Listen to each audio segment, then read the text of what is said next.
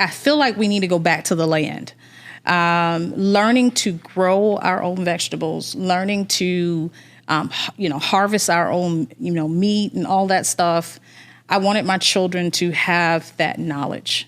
The way the country's going, the way things look, I wanted to be able to provide that because I grew up with my grandmother, seeing her on a farm, and so I wanted to incorporate that in our home with our children. Welcome to another episode of Nah, Not All Hood. Now, I have followed Pamela Smith on social media for way longer than we've had this podcast. I've always been moved by her posts and her position on the importance of Black parents homeschooling our children. As the mastermind behind Black Home Educators, Pamela has been an advocate for homeschooling for almost 20 years. On this episode, we discuss our outdated public school education system, debunk the misconceptions that homeschool kids don't get a social life, how since colonization, education has always been an act of defiance and rebellion for Black folks, and what homesteading life is like for a Black family living on 46 acres in Montana. Enjoy the conversation.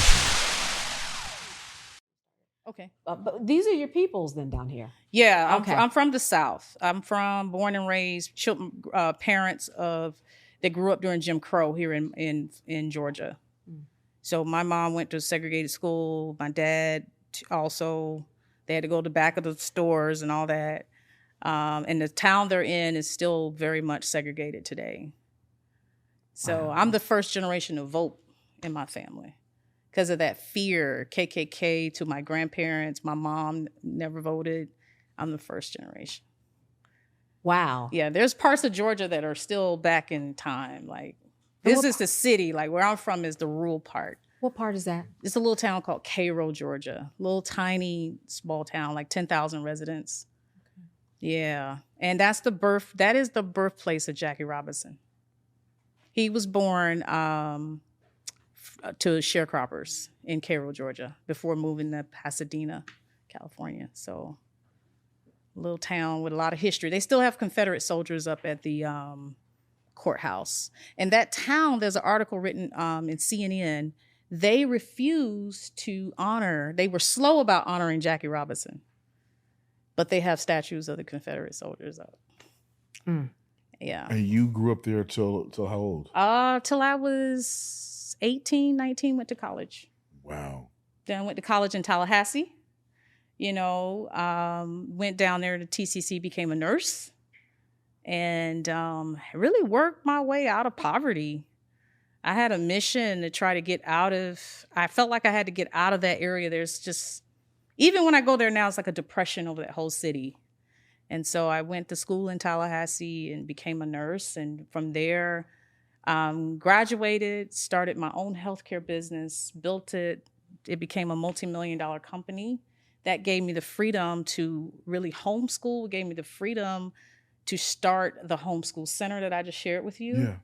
And so I did that and never took a salary from it for 7 years. The homeschool. The homeschool center. So I want to go back to the healthcare business. Yep. So what exactly was that business? The healthcare business is actually still operating today. It's called Heaven Sent Home Healthcare. And what I do is I hire CNAs, home health aides, nurses to take care of people in their homes in South Florida. We're licensed in both Broward County, Palm Beach County, and we currently provide jobs for over 100 really Haitian immigrants, Haitian and Jamaican immigrants. So a lot of Black women providing jobs for them, and they go out. I send them out to take care of people. South Florida has a lot of snowbirds, so a lot of New Yorkers, a lot of Jewish people that come to South Florida, and either they move there or it's a second home, and they don't want to go in a nursing home. So when you don't want to go in a nursing home, what folks with money do is they hire someone to come in and take care of them. And these people usually will have one of our caregivers until they die. So that caregiver either comes there for 8 hours a day or they live there. A lot of our clients have live-in caregivers, and these are our caregivers who we've screened and hired to send out. I've been doing this for 20 years. Wow. So taking me through, because I love hearing about, jobs or businesses rather that we don't necessarily hear about. So for young listeners who were, trying to think of, Options. Yeah. Like what else is there than these traditional ways of thinking about education and what I can do with my life? Yeah. And how I can go into business for myself. That's right. Yeah. And we'll get into it a little later, but I get, my thing about the education system, it teaches and conditions people to go out and go work for other people. So when I hear, so I'm really interested in that entrepreneurial spirit that made you, as a nurse, I guess you're looking at a market or a demand, a service that needs to be fulfilled. Is that how you? That's what I saw. Okay. When I got out and I got a job, I was working as a Medicare nurse, and I was going in doing wound care and all that stuff, and I saw that they needed help, like outside of just a nurse visit, a nurse coming to check your blood pressure. They needed someone there to make sure they didn't fall, to make sure that, someone can cook for you and someone could do your laundry and take you to your doctor's appointments, help you take a shower when you get to that point where you can't, you can't be in the shower safely. And so I saw a need. And so I started the company, just started doing my research, looking at some of the competitors who were already doing it. And I launched my own healthcare company. I did it and started out with that one little ad in the newspaper and got my first client and grew from there. And over the 20 years, provided close to jobs, 30,000, 40,000 jobs in my community in South Florida. Wow. And I was able to help women that look like me, by providing these jobs. As well as my office staff that work for me now down there. I'm not hands-on anymore because I am focusing on homesteading life and homeschooling, but I am still the president of the company and take a salary from the company. I've gotten lots of offers on the company. I've turned down multimillion-dollar offers, but I think I'm at the point now where I'm ready to, probably in the new year, I'll probably start entertaining some investors that want to purchase the company. But that's what I did. I saw a need in my community and I built a business, and I knew I did not want to be working for somebody. Right. Because as long as you're working for someone, they're not going to pay you what you're worth. They hire you so you can make them rich, They're not going to hire you trying to make you rich. And I knew the way to get out of debt. I knew the way to freedom, and to have the freedom to travel and do what I need to do. I needed to be an entrepreneur. I needed that. And I needed that example. The other thing with homeschooling, I needed my kids, my daughters needed that example. Yeah. They needed, so many times we tell children, when I was growing up, I kept hearing my parents say, go to school, go do this, because I wish I would have did it. And it sounded so depressing to me. Like, well, why didn't you do it? And then when I started reading books, and I'm a history buff, and I started understanding why they didn't do it, what held them back. My parents growing up during Jim Crow, I knew that there were barriers that were in their way. But I was like, I am going to use my opportunity. I am going to seize that opportunity, and I'm going to do something, because I have to be the one to break these chains that have been put on us through systemic racism. I have to do the work. And it came through educating myself. And so I knew my daughters at the time, they needed to see my example. And so that's what homeschooling to me is all about, because some things are better caught than taught. I could talk to you, about that. I could talk to you all day about go do this, go do that. But until I see that example, I need a tangible example. I had to be that tangible example to my children. So now my 2 adult children that have graduated as homeschoolers, they have entrepreneurial mindsets. My oldest daughter is traveling the world dancing, has her own dance company. She's in New York one day. She's doing all this on her own. She's teaching people how to dance, and she created a company, and people are, hiring her to come out. My second oldest just graduated college, was on the dean's list throughout college. As a homeschooler, she had been homeschooled since 3rd grade. And here she graduates a degree in communications, Africana studies, and she just got a job as a media director for a major hotel in South Florida. So my kids have all come out. They've all come out with the mindset that I can do this. Yeah. I can lead. I can do this, Because they're also learning. Homeschool teaches independent thinking. Right. Because it's already an alternative way of learning, an alternative way of processing. Yes. So it makes you think independently and not be a part of, you're in the classroom and there's this curriculum and, everyone does the same thing. Yeah. Yeah. And the whole, idea, okay, well, you got to go to a good elementary school so you can go to a good high school, so you can go to a good college, so then you can go get a good corporate job and go work for someone. Yeah. Right? But the freedom that you were able to create for yourself because you saw that hole and filled it with we call it home health care. Yep. Yes, because we had one in our house for my dad for probably about 12 years. Wow. So, yeah, and they're members of the family, right? If you get the right one. Mm-hmm. But the thing is getting that right one. Right. And so that's why I understand the open door for that, because if you were vetting people, that's a really big part of the process. Mm-hmm. But then financially, you were set to have 5 children at home. Exactly. Yeah, and I think that's another big part of it in terms of homeschooling. If you want to have that freedom, you do have to have other things aligned in order to make it work. Correct. Yes. Yeah. I tell a lot of parents, you either need to be an entrepreneur or work from home. There's a lot of work from home jobs now, or have some system where if there's 2 parents, one parent is doing the homeschooling, the other one is working outside of the home. There's so many different ways to try to make it work. Yeah. Mm-hmm. Our daughter's 7 now, but just before COVID, we started looking at Montessori schools. Okay. She was about 2.5. And so we're looking at Montessori school, we're looking at Friend school. And then we decided, let's wait a little bit until she's a little older. So if anything happens at school, she's old enough to be able to communicate and tell her side of, whatever story. And then COVID hit. Yep. And then during that time, we just kind of did a little bit more research and decided that we would actually be better off homeschooling. Okay. Yeah. And, I noticed that there is, on one hand, this kind of a luxury to be able to homeschool because there are, for parents who don't have at-home jobs and have to be out in the workforce. Some parents have to send their kids to school. Yeah.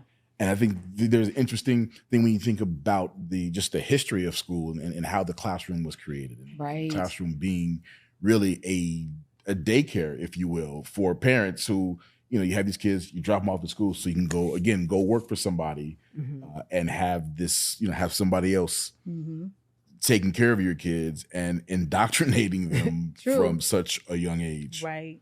And hope that the schedules align, because we were talking about this earlier and how even the schedule, when you drop off a child to school, it hardly ever aligns with the parents' work. In other words, it's a 7 to 3 and jobs are 9 to 5. So you have that space. It's a lot of juggling when you have to go into these traditional schools. How big of a jump did homeschooling grow before and after COVID? You seem to be an example of someone who was in the middle of COVID and said, you know what, that is probably going to be for us. And the numbers, I understand, did go up quite a bit. Oh, yeah. There was it was a large increase of African-American families that started homeschooling during and after COVID. I think what happened was a lot of Black families realized that they could do this, because we were kind of forced into it. I've personally been homeschooling I'm going into my 17th year. But a lot of families realized during that time that they could do this. And so a lot of them, even after the pandemic was over, they continued to homeschool.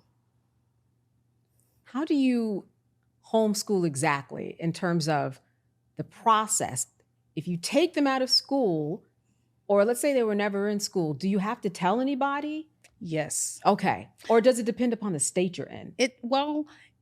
Let's say, for example, some states will require by the time the child is 6, you have to notify the Department of Education. So once they turn 6, for example, Florida, where we started homeschooling, Florida has a rule that once the child turns 6, you have to notify the Department of Education. And then they will go in the system and say, okay, this kid is homeschooled. And then if whatever requirements that particular state requires, you have to really follow those steps. Right. But at this particular age, they should be able to know how to do A, B, C, and D. Right. Some states, not all states, like for example, where we live now, Montana, they could care less. That can be good and bad. Sure. Because I've met parents where the children are, 8, 9 years old and can't read. Because out there, agricultural life is life. Farming is life. So they don't put a lot of emphasis on education. So each state is different. There are some states that have a lot of rules and regulations, and then there are states like Montana that only require you to turn in attendance. Oh, wow. Yeah. Attendance is the only thing we turn in Montana. So it's really up to the parent. It's up to the parent to make sure their child is educated. Yeah. Yeah. Wow. Yeah. Yo, thank you for tuning in to Not All Hood. You have no idea how much of a treat this is for us. So please like, comment, subscribe.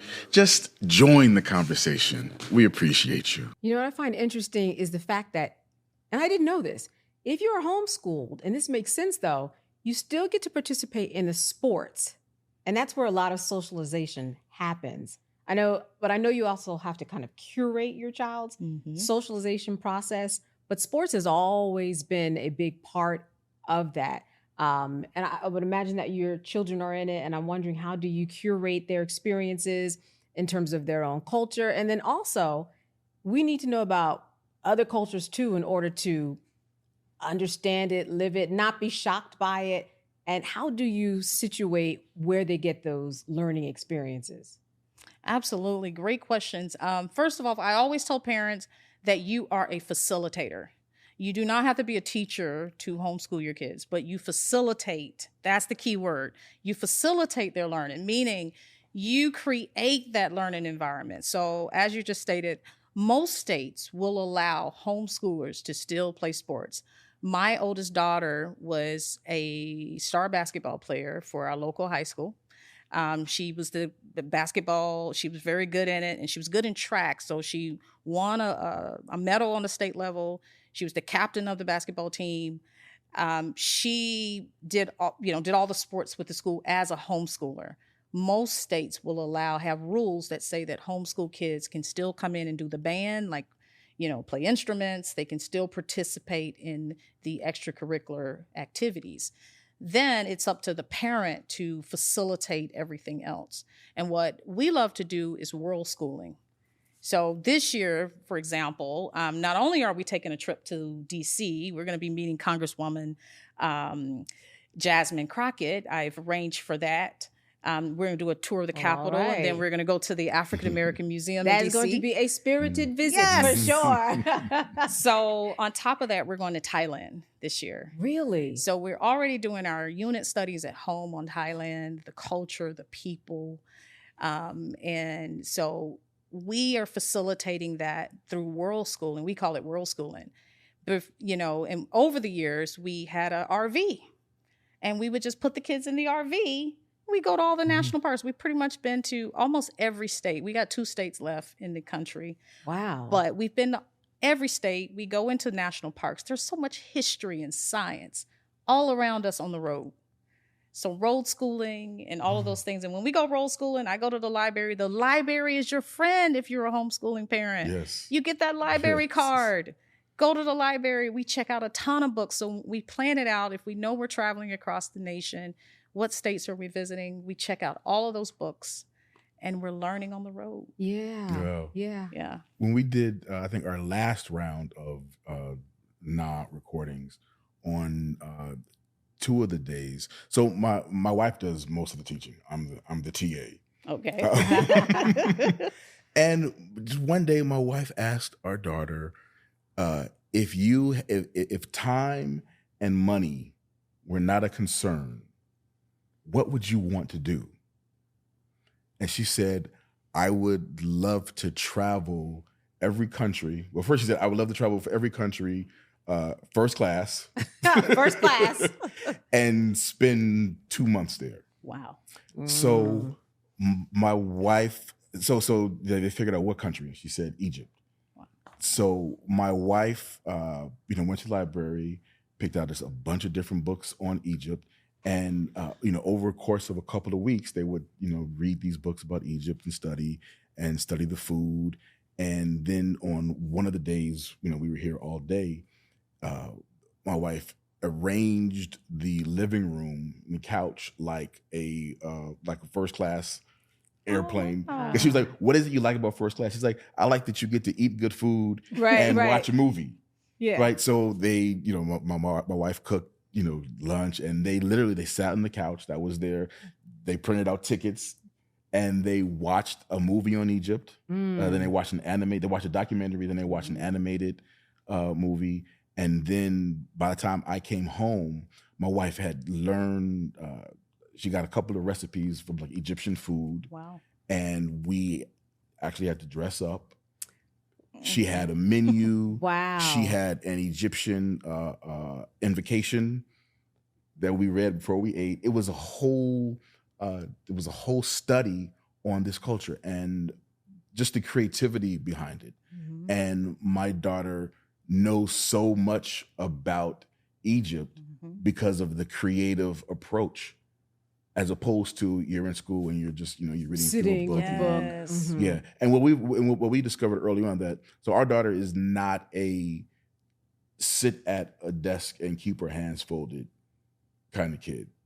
And I think there's something about, you're asking a 7-year-old to sit at a table all day and don't fidget, right? Don't move and don't talk, and that's not how kids are designed to learn. No, they need to move. Yeah, like even in Africa, like we were in circles. Like the way we were as tribes, like movement, dance is all a part of us. Yeah, and schools were made for the industrial age. People don't realize that the schools were made for the industrial age. It was to crank out factory workers.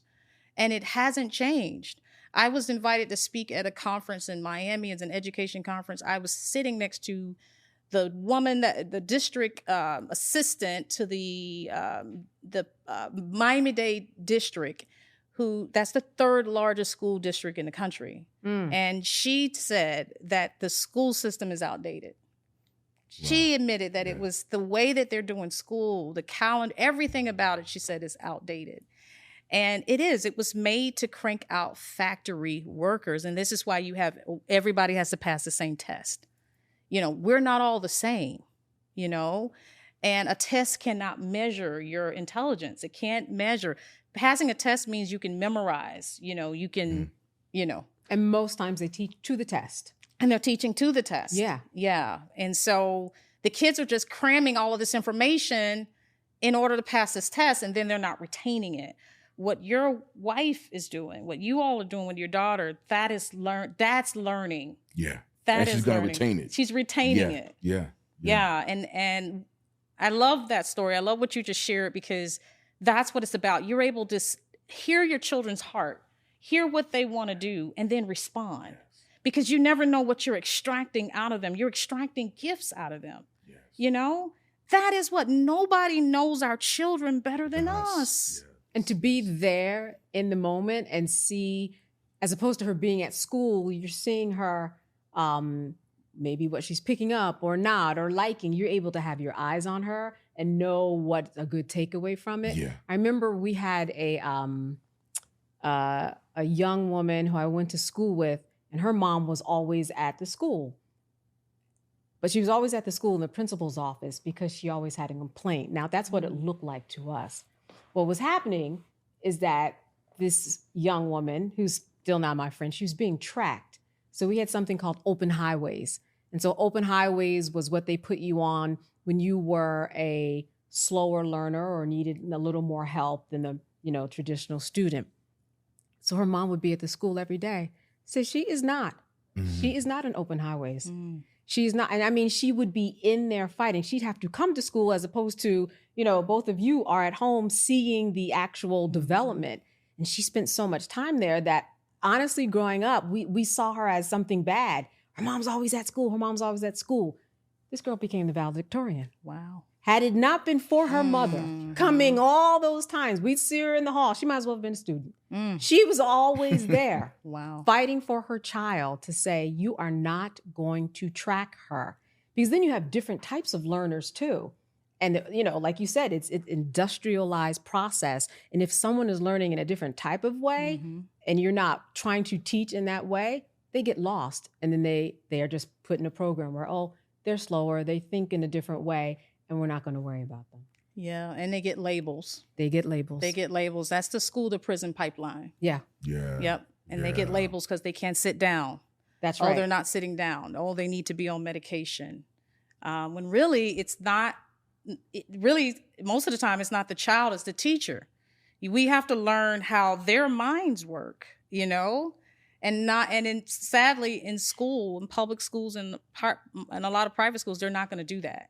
I mean, especially when you're dealing with classrooms, we have so many students. There's only but so much focus a teacher can give, any one kid. Yep. You don't have the time, you don't have the space. You've got to make sure everyone is on, because as teachers, you're being tracked too. That's true. Right? You got that right. Because Yeah. if the classroom test scores aren't a certain level, they blame it on the teachers. Yeah. Right. Yeah, you're exactly That's right about that.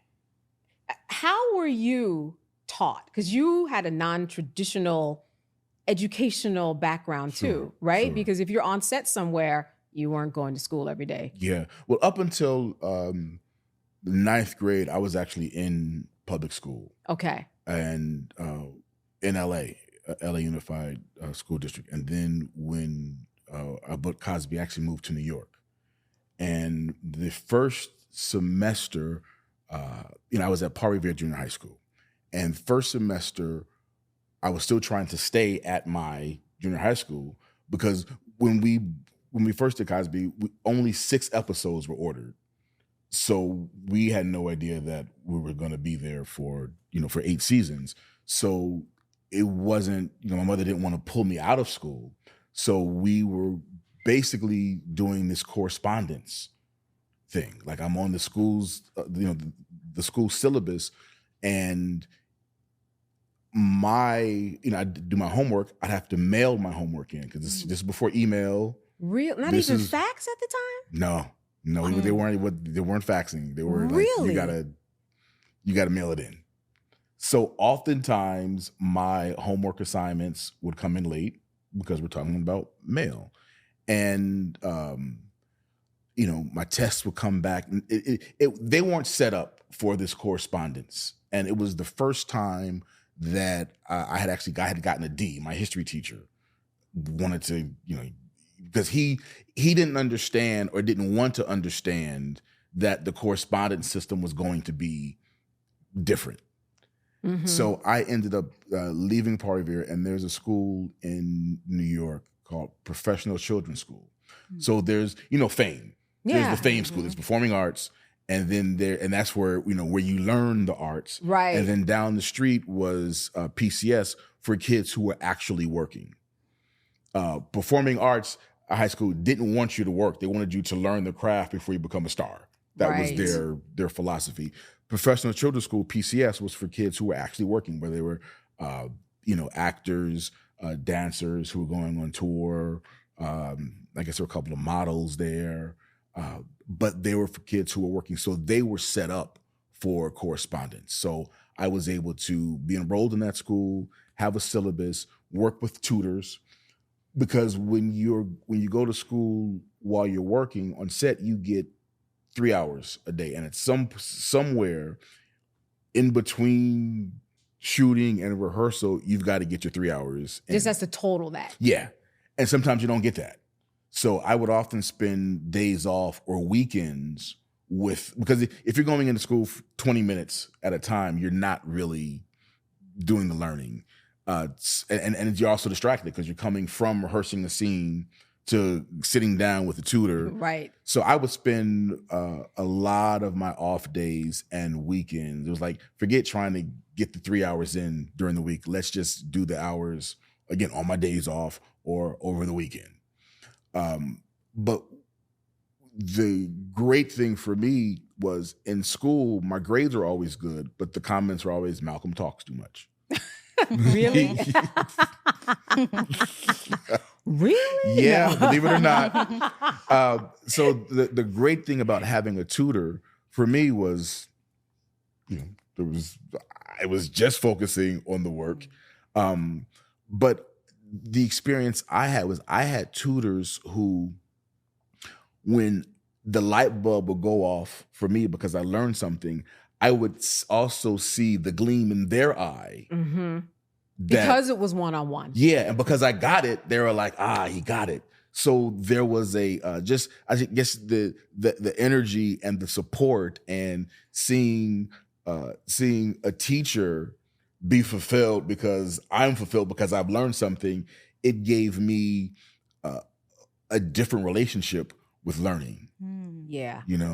Yeah. It is satisfying, I'm sure, to be on that end and see your child learn like, oh, she's getting it. I know that happens to me when I see someone get it. I'm like, oh, thank goodness, first of all, someone's paying attention. I see they get it. And then you're like, I know that that's working. And that's really the goal, that someone has to get this lesson. That has to be exciting for you as a mother to see that gleam, as you say, and that light bulb actually go off. Yeah, it is very rewarding to see that and to be there to see not only that, but their weaknesses, to know what they're struggling with. And for example, my 15-year-old, she started high school and I don't remember algebra. I'll just be honest. Mm-hmm. And so I hired, as like Malcolm said, a tutor.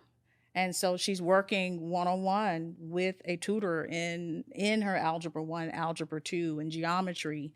And it's great to see her getting it because she's getting that one-on-one with that tutor. Yeah. And that's part of the facilitating that I talked about. Parents seeing where their children need help at. And I tell parents a lot of times kids, they don't all bloom in the same season. You have some children that learn to read at 4 years old. Mm-hmm. You have some children that I've heard stories they didn't read till 10 or 11 because they were struggling. Maybe they have dyslexia or they have, some learning, challenges there. And the beauty of it is children don't have to feel like they're behind when they're homeschooled. Yes. Right. It's a syllabus is live, right? Yes. It's like we will change according to you. Yeah. And you can adjust that. Like with some of my kids, they do well with online programs. And then I have a lot of my children, they are not good with learning on a computer. We have to textbook or traditional textbook. And that's why I tell parents, you have to learn your child's, you have to figure out their learning style. You have to observe them. Are they an, auditory learner? Are they a kinesthetic learner? And then you can cater that to that child. Thank you for tuning in to Not All Hood. Please remember to like, comment, subscribe. I promise if you do, you will not regret it. It will make you smarter. Join the conversation. Which you can't do in the classroom. Yeah. You got 25 kids. Yeah. Right. Yeah. Plus they're coming home and telling you their version of the day, which is way different probably than what happened. Right. Do you know what I mean? How well they're doing. Or actually in your case, your daughter did come and tell you that the adjustment wasn't going well, right? And that's when you said, you know what, let me think about this at home. Yeah. When I first started homeschooling, it's almost 17 years ago, our oldest two were, at the time, I think one was in the 5th grade, the other one was around 2nd grade. And we had them in a private school. And we did what a lot of, I'll just keep it real. I can keep it real here. Keep it real. Please keep it real. A lot of us Black folk who get a little money. We get a little money. Like we were working in corporate America, making money, right before I started my healthcare company. And we did what a lot of us do. We think white is better. And we put our daughters in a private school where they were the only ones, and they had the only one syndrome. The O and O, the one and only. One and only. There you go. Yes, there you go. That's it. In 5th grade. Yes. Yeah. And the other one was probably 2nd grade. And they're in this white school, and we're thinking, hey, you know, our kids are in here with the doctor kids, the lawyer kids, and we thought they were going to be protected and safe and learn everything. And my oldest one started to change. I noticed her changing for the worst. In terms of what? What was the behavior? She didn't like her hair anymore. She didn't like her curly hair. And she would come to me and say, you know, Mom, I want my hair straight. I'm like, why do you want your hair straightened? She's like, this guy, this boy at school, he's teasing me. And she didn't like her hair. And I started noticing the, you know, just certain little microaggressions with the teachers and racism. One day, our daughter, who was in 2nd grade, came home and said, Mom, I shared with my teacher that we're going to Colorado on vacation. And she asked, how is it that your family can take a vacation? Is it because of your dad's job? And as small as she was, she felt some type of way about it, that she knew enough to come and tell me about it. Yeah. And that's what stuck with me. I'm like, she knew that something that wasn't right. That wasn't right. Yeah. And so it was that, okay, a Black family can't take a vacation unless it's due to their parents' job. Right. And so from there, just all of those little instances. And the other thing is, our children didn't see themselves, not only not reflected among their peers, not only not reflected among the teaching staff, they did not see themselves reflected in the curriculum. And they're learning that Christopher Columbus discovered this nation and that he should be praised.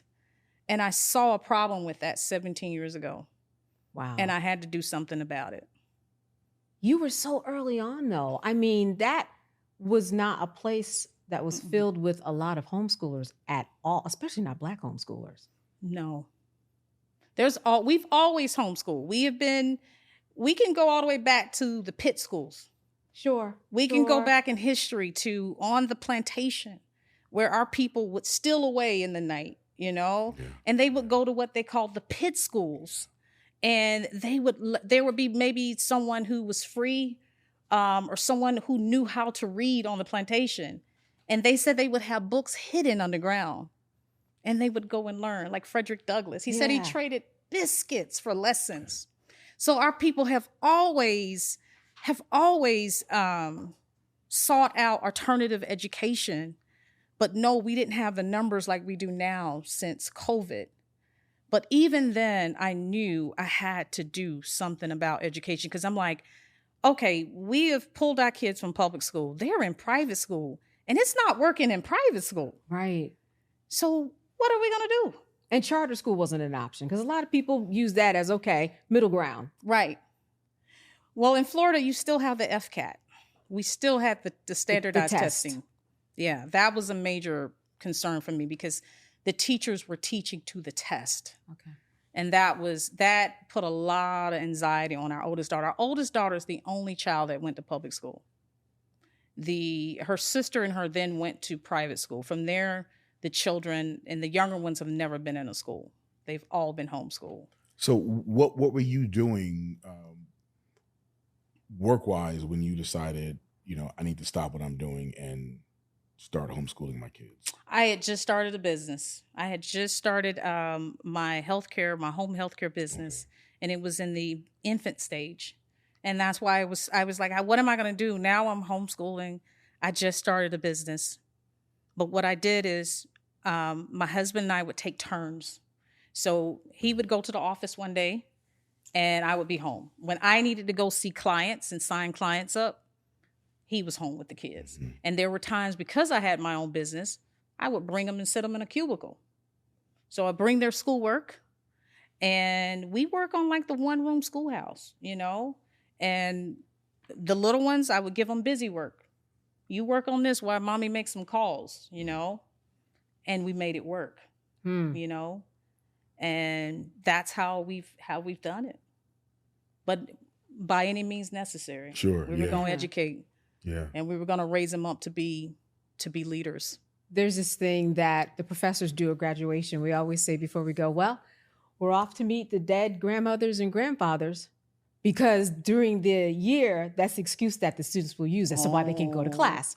So that's their joke. We'll say, and they're like, well, how do you have a grandmother? You said she died during freshman year, so, but I say that to say there's a lot that parents miss unless they get permission when they're in college to have access to grades and access to everything that they do. They don't know what's going on.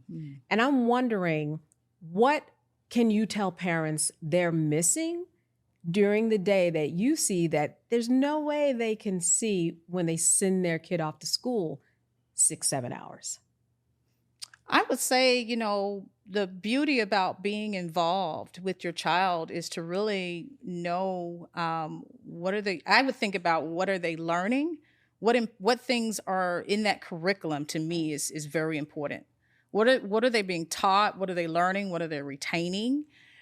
Being involved with that is very important, Yeah, no, because you have the up close and personal. Yeah. And so all the checkpoints that are being checked off as you go along. Yeah. We're very much involved with knowing what subject matter that they're taking and involved in, and them completing assignments and being on top of that, looking at their work ethic.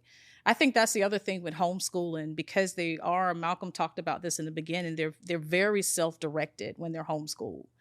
So the homeschool kids typically do better in college. I've hired a lot of professors who worked at my homeschool center, and they've told me that they prefer homeschool kids because of the way they're focused. Like when my daughter started taking dual enrollment classes at our daughter actually graduated with her AA degree before she finished high school. Wow. At home, being homeschooled.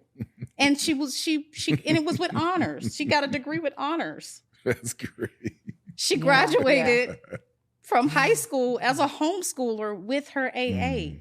Do you know how much money we saved? Oh, yeah. Because you get in that dual enrollment program in most states, free tuition, free books. We jumped on that. That saved money. So when she got ready to go to the university, UCF, we only had to cash flow 2 years because our other mission was that we were not graduating children in debt. Thank you for that. That's one of the biggest debts on African Americans today is student loan debt. Yeah. And so we, back in December, graduated our daughter debt-free from college, cash flowing her college. Wow. And we do that by saying, you know what? You're not going out of the state because we're not paying out of state tuition. You're going to go in the state, and that's what we did.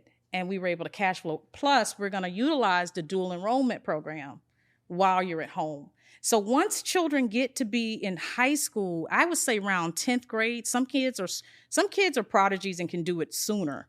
But around 10th grade, they should start taking dual enrollment classes because you get both high school credit and college credit. So like you said, you're not paying. And you're not paying. And so that's what we did with our daughter. And we were involved. Back to your question you just asked, we were there when she went on campus, and she would come home and share with us what was happening in the classroom. It was a much easier transition for her when she went to the university. And one of the things she talked about while she was in class, she said, Mom, the teacher would ask us, she had a speech and debate class. She says, who wants to go first? She said, all the kids were shy. She was always the one with her hand up. I'm ready. Yeah. She was always the one that had her assignment.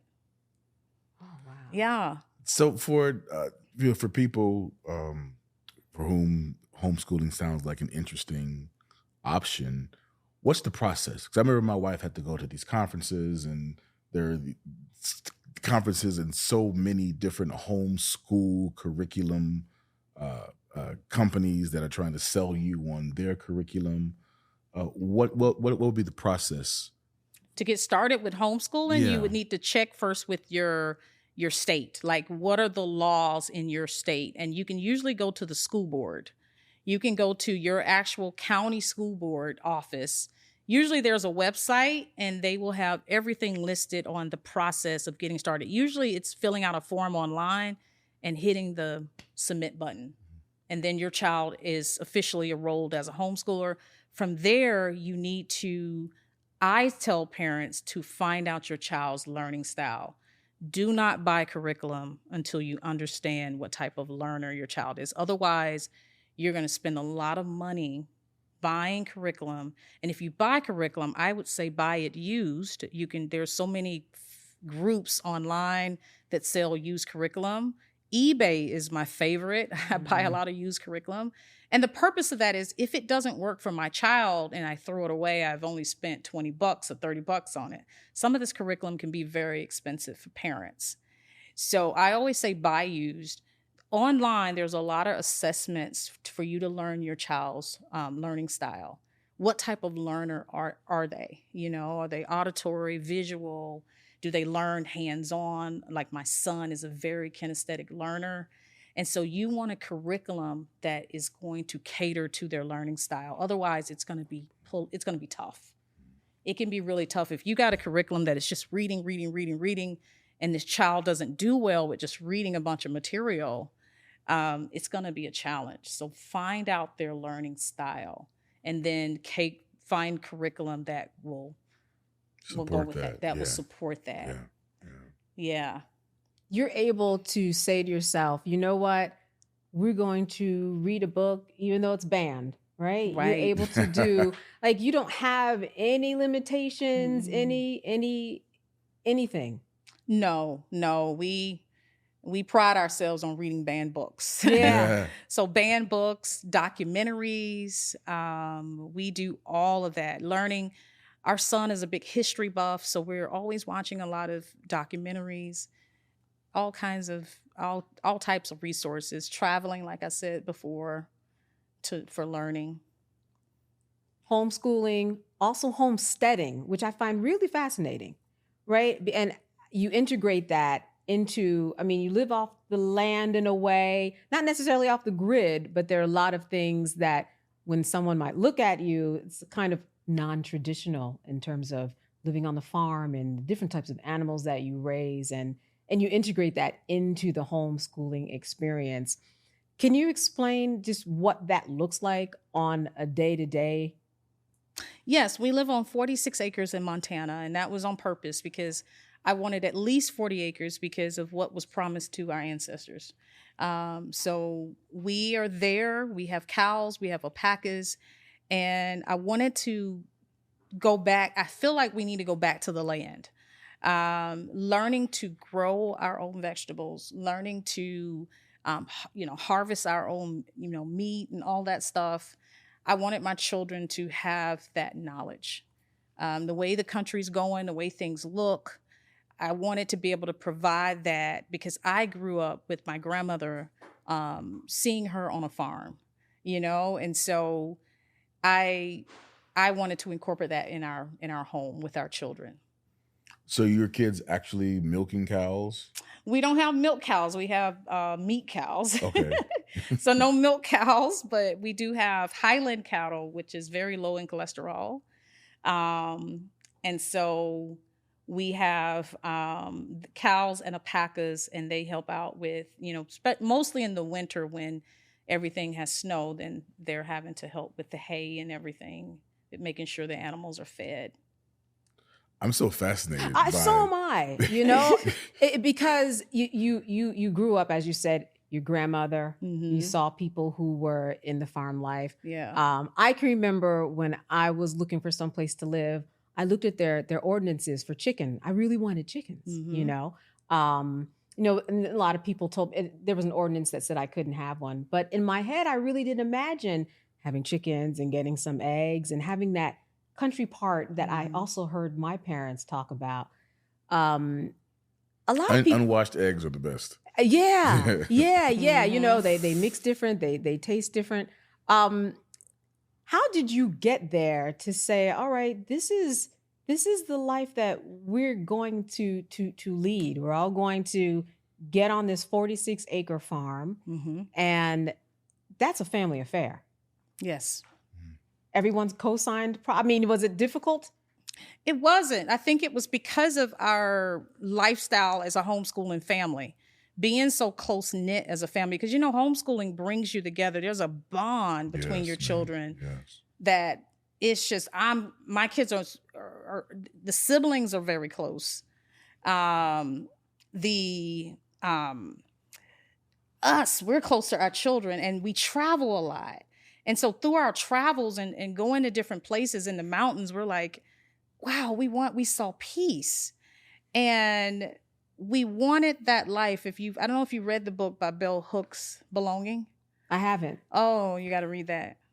She talks a lot about how a lot of us as Black folk need to go back to the land, and the importance of going back to the land, when you look at how land has been taken from African Americans, and how even today Black people only own 2% of rural land, and most of that is heirs property. Right. Another whole subject. But we wanted to go back to the land to be able to not only to learn self-sufficiency, but to be able to pass this land down, because land ownership for our ancestors was important. And this is why they knew that if we had gotten the 40 acres, we would be better off economically today. But we know that was a promise not kept. So we made that decision just through our travels and traveling as a homeschooling family. I think we had those experiences of seeing farms and things like that. And we knew, let's get out of South Florida. Let's sell this house. I became a realtor so that I could save my family money. I saved us about 20 grand. And I studied to become a realtor so I could sell my own house, sold it in one day. That's a plan. Took the money Wow. and purchased in Montana. But it was definitely a goal that we had to get back to the land. I feel like the ancestors are calling us back to the land. And they're not making any more land. They're not making more land. You got to get your hands on it. You got to get some land. It's a good investment. It's great to pass down to your future generations as well. So you said you have alpacas. Alpacas. I don't know many Black people. Yeah, I love that. Yeah. Where did that come from? From the travels. We traveled one day on a field trip to an alpaca farm with our kids.